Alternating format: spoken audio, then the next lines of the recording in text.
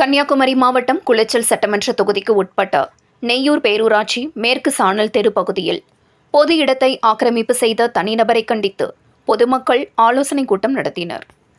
கன்னியாகுமரி மாவட்டம் குளச்சல் சட்டமன்ற தொகுதிக்கு உட்பட்ட நெய்யூர் பேரூராட்சி மேற்கு சானல் பகுதியில் உள்ள பொது இடத்தை தனிநபர் ஆக்கிரமிப்பு செய்துள்ளனர். இது சானல் கரையில் பொதுமக்கள் பயன்படுத்தும் வழிபாதை ஆகும்.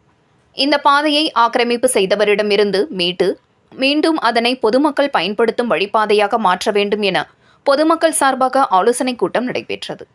வின்ஸ் பேன்சிங் குமார் தலைமையில் நடைபெற்ற இந்த ஆலோசனைக் கூட்டத்தில் பிஜிலியின் சாம் முன்னிலை வகித்தார்.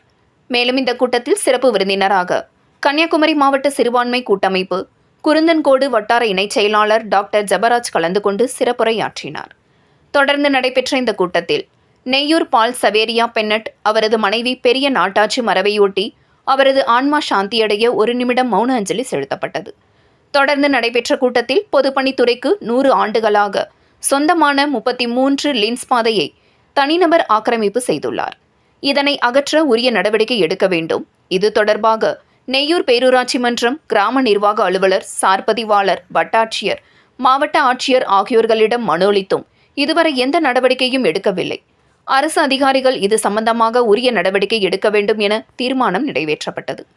இந்த நிகழ்ச்சியில் Daniel Sam, Stephen Gnanaraj, Sathya Joseph, Jegatheeswari, S Edwin, வட்டார சிறுபான்மையினர் கூட்டமைப்பு இணைச் செயலாளர் இஸ்மாயில், ராஜு மற்றும் ஊர் பொதுமக்கள் என பலரும் கலந்து கொண்டனர் என்பது குறிப்பிடத்தக்கது.